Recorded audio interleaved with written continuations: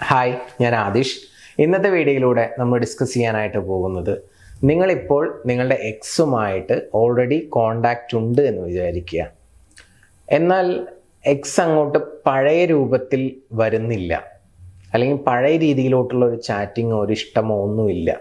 ഒന്ന് കമ്മിറ്റഡ് ആവാൻ എന്താണ് സാറേ ചെയ്യേണ്ടതെന്ന് പല ആളുകളും ചോദിക്കാറുണ്ട്.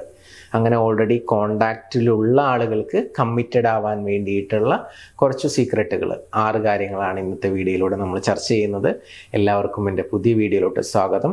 ഇനി ചില ആളുകളുണ്ടാവും എക്സുമായിട്ടൊന്ന് കണക്റ്റഡ് ആവണം, പക്ഷേ സാറേ കോണ്ടാക്റ്റ് പോലും ഇല്ല എന്ന് പറയുന്ന ആളുകളുണ്ട്. അത്തരത്തിലുള്ള ആളുകൾക്ക് ഞാൻ സജസ്റ്റ് ചെയ്യുന്നത് LM എന്ന് പറയുന്ന ലവ് മാസ്റ്ററി എന്ന് പറയുന്ന ഒരു പ്രോഗ്രാമാണ്. അത് വാട്സപ്പ് ഗൈഡൻസ് ആണ്, 21 ഡേയ്സ്. അത് ആവശ്യമുള്ള ആളുകൾക്ക് മുകളിൽ കാണുന്ന നമ്പറിലോട്ട് ജസ്റ്റ് ഒന്ന് മെസ്സേജ് ഇട്ടാൽ മതി.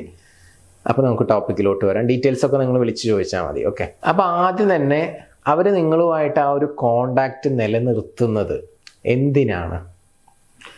നിങ്ങളൊരു ചോയ്സ് ആയിട്ട് അവരുടെ മനസ്സിൽ ഇപ്പോഴും ഉണ്ട്. അതുകൊണ്ടാണ്. നിങ്ങൾക്കൊരു പ്രത്യേക വാല്യൂ ഉണ്ട്. അതുകൊണ്ട് തന്നെയാണ് അവർ നിങ്ങളുമായിട്ട് ആ ഒരു കോണ്ടാക്റ്റ് നിലനിർത്തുന്നത്. മേ ബി ചിലപ്പോൾ നിങ്ങളിൽ നിന്ന് അവർക്ക് വേണ്ട എന്തെങ്കിലും കിട്ടുന്നുണ്ടാവാം.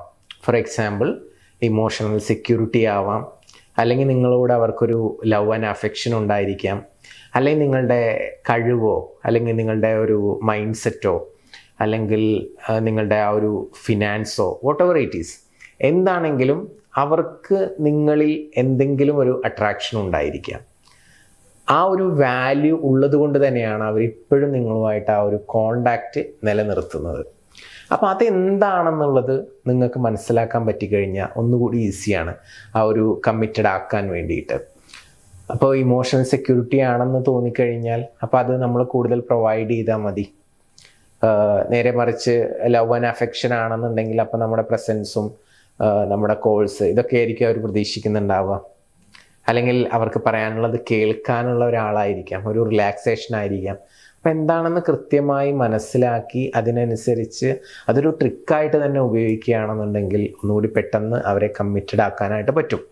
പിന്നെ അതുപോലെ തന്നെ അടുത്തൊരു കാര്യം എന്ന് പറയുന്നത് ലവ് ലാംഗ്വേജസ് ഉണ്ട്. ഏകദേശം ഒരു 5 ലവ് ലാംഗ്വേജസ് ഉണ്ട്. അതിൽ ഏതാണ് അവരുടെ എന്നുള്ളത് നമുക്ക് അവരുമായിട്ട് ഇടപഴകുമ്പോൾ, അല്ലെങ്കിൽ ഇത്രയും കാലത്തെ ആ ഒരു ബന്ധത്തിൽ നിന്ന് നമുക്ക് മനസ്സിലാക്കാനായിട്ട് പറ്റും. അവരെപ്പോഴാണ് കൂടുതൽ ഹാപ്പി ആവുന്നത്, സന്തോഷവതിയാകുന്നത്, അല്ലെങ്കിൽ സന്തോഷവാനാകുന്നത് എന്നുള്ളത് മനസ്സിലാക്കാം.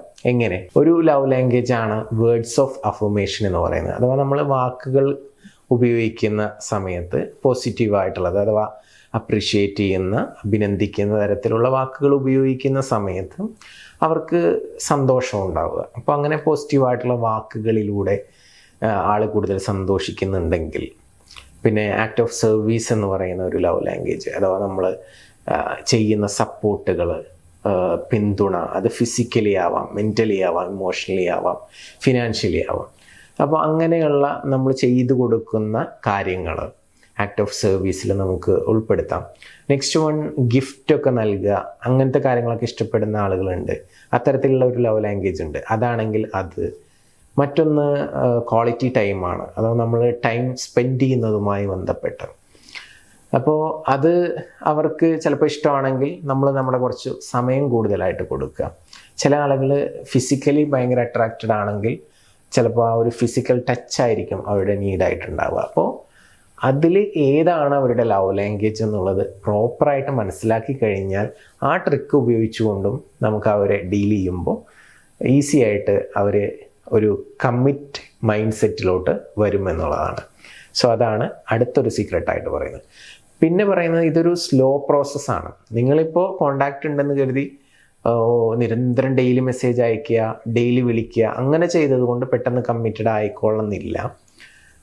സ്ലോലി ആ ഒരു കോണ്ടാക്റ്റ് ഇങ്ങനെ നിലനിർത്തി കൊണ്ടുപോവുക. പോസിറ്റീവായിട്ടുള്ള കാര്യങ്ങൾ മാത്രം അങ്ങോട്ടും ഇങ്ങോട്ടും ടോക്ക് ചെയ്യുക. അതൊക്കെ പ്രത്യേകം ശ്രദ്ധിക്കുക എന്നുള്ളതാണ്. പണ്ട് പ്രശ്നങ്ങൾ ഉണ്ടാക്കിയിട്ടുള്ള കാര്യങ്ങളൊന്നും, പാസ്റ്റിലെ കാര്യങ്ങളൊന്നും എടുത്തിടാതിരിക്കുക, അത് പ്രത്യേകം ശ്രദ്ധിക്കണം. നെക്സ്റ്റ് വൺ, നിങ്ങൾ മാറിയിട്ടുണ്ട് എന്നുള്ളത് അവർക്ക് നിങ്ങളുടെ പെരുമാറ്റത്തിലൂടെ തോന്നണം.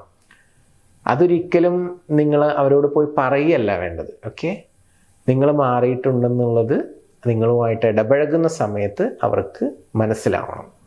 പൂർണ്ണമായിട്ടും. ഫോർ എക്സാമ്പിൾ പറയുകയാണെങ്കിൽ ഇപ്പോൾ നിങ്ങൾ ഭയങ്കര കൺട്രോൾ ചെയ്യുന്ന ഒരു വ്യക്തിയായിരുന്നു എന്ന് വിചാരിക്കുക. ഇപ്പോൾ വീണ്ടും റീകണക്റ്റ് ആയി കോണ്ടാക്റ്റ് നിലനിർത്തി കൊണ്ടുപോകുന്ന സമയത്ത്, നിങ്ങൾ മീറ്റ് ചെയ്യുന്ന സമയത്തൊക്കെ നിങ്ങൾ അവരെ ഫ്രീ ആക്കി വിടുക, അവരുടേതായിട്ടുള്ള സ്പേസ് അവർക്ക് കൊടുക്കുക. ചിലപ്പോൾ നല്ല ദേഷ്യപ്പെടുന്ന ആളാണെന്നുണ്ടെങ്കിൽ ആ ദേഷ്യം മാറിയിട്ടുണ്ട്, പല കാര്യങ്ങൾക്കും ദേഷ്യം വരുന്നില്ല എന്നുള്ളത് എന്ത് ചെയ്യുക, അവിടെ മുമ്പിൽ അങ്ങനെ ആക്ട് ചെയ്യുക. ഇനിയിപ്പോൾ മാറിയിട്ടില്ലെങ്കിൽ കൂടി, ഞാൻ പറയുന്നത് നിങ്ങളെ ഫേവർ ചെയ്തിട്ടാണ് ഞാൻ പറയുന്നത്, നിങ്ങൾക്ക് ആ ഒരു വ്യക്തി കമ്മിറ്റ് മൈൻഡ് സെറ്റിലോട്ട് വരണം എന്നുണ്ടെങ്കിൽ നിങ്ങൾ ചേഞ്ച് ആയിട്ടുണ്ട് എന്നുള്ളത് ആ വ്യക്തിക്ക് പൂർണ്ണമായിട്ടും തോന്നണം, നിങ്ങൾ പറയാതെ തന്നെ. അപ്പോൾ ആ രീതിയിലായിരിക്കണം ആ വ്യക്തിയുമായിട്ട് ഉള്ള പെരുമാറ്റം എന്ന് പറയുന്നത്. നെക്സ്റ്റ് വൺ എന്ന് പറയുന്നത്, നിങ്ങൾ ആ വ്യക്തിയെ ഒരുപാട് പ്രഷർ ചെയ്യരുത്, നമുക്ക് വീണ്ടും പഴയ പോലെ ആയിക്കൂടെ എന്നൊക്കെ ചോദിച്ചിട്ട്. അതല്ലാതെ നിങ്ങൾ ജസ്റ്റ് കാണുക, ചിൽ ഔട്ട് ചെയ്യുക, മീറ്റ് ചെയ്യുക, സംസാരിക്കുക. അപ്പോൾ അവർക്ക് ആ ഒരു കണക്ഷൻ വീണ്ടും റീബിൽഡ് ആവും. അങ്ങനെ അത് വീണ്ടും ആ ഒരു പഴയ രൂപത്തിലോട്ട് വരും എന്നുള്ളതാണ്. അപ്പോൾ അതൊരു സ്ലോ പ്രോസസ്സാണ്. ഓവറായിട്ട് പ്രഷർ ചെയ്യാതിരിക്കുക എന്നുള്ളതും പ്രത്യേകം ശ്രദ്ധിക്കേണ്ട കാര്യമാണ്. പിന്നെ അടുത്തതായിട്ട് നിങ്ങൾക്ക് ചെയ്യാൻ പറ്റുന്ന മറ്റൊരു കാര്യം എന്ന് പറയുന്നത്, ഇങ്ങനെ കണക്ഷനൊക്കെ ഉള്ള സമയത്ത് തന്നെ നല്ല പ്രോപ്പറായിട്ട് അവർ കമ്മിറ്റഡ് ആയതിന് ശേഷം ഉള്ള ഒരു ലൈഫ് ഉണ്ടാവുമല്ലോ, ആ ലൈഫ് നിങ്ങൾ എല്ലാ ദിവസവും രാത്രി കിടക്കുന്നതിന് തൊട്ട് മുൻപ് കണ്ണുകളടച്ച് മാക്സിമം 5 സെൻസസ് വെച്ച് ഫീൽ ചെയ്തിട്ട് വിഷ്വൽ ചെയ്യുക. ഓക്കെ, നിങ്ങൾ പരസ്പരം അങ്ങോട്ടും ഇങ്ങോട്ടും സംസാരിക്കുന്നതും ഇടപഴകുന്നതും ഒന്നിച്ച് ഫുഡ് കഴിക്കുന്നതും ട്രാവൽ ചെയ്യുന്നതും ഇങ്ങനെയുള്ള കാര്യങ്ങളൊക്കെ അത് മാക്സിമം ഫീലോട് കൂടിയിട്ട് മനസ്സിൽ കണ്ട് നിങ്ങൾ കിടന്നുറങ്ങുകയാണെന്നുണ്ടെങ്കിൽ, അത് തുടർച്ചയായിട്ട് കുറച്ച് ദിവസം ഒരു കൺസിസ്റ്റൻസി കീപ്പ് ചെയ്യുകയാണെന്നുണ്ടെങ്കിൽ ഈസി ആയിട്ട് ആ വ്യക്തി ഒരു കമ്മിറ്റ് മൈൻഡ് സെറ്റിലോട്ട് വരും എന്നുള്ളതാണ്.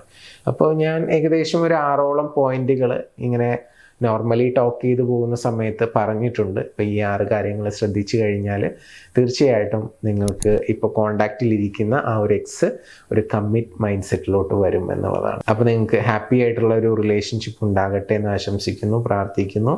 നിങ്ങൾക്ക് നിങ്ങളുടെ റിലേഷൻഷിപ്പിൽ എന്തെങ്കിലും ഇഷ്യൂസോ പ്രയാസങ്ങളോ നിങ്ങൾ ഫേസ് ചെയ്യുന്നുണ്ടെങ്കിൽ എൻ്റെ സപ്പോർട്ടിന് വേണ്ടിയിട്ട് മുകളിൽ കാണുന്ന നമ്പറിലോട്ട് വിളിക്കാവുന്നതാണ്. Thank U.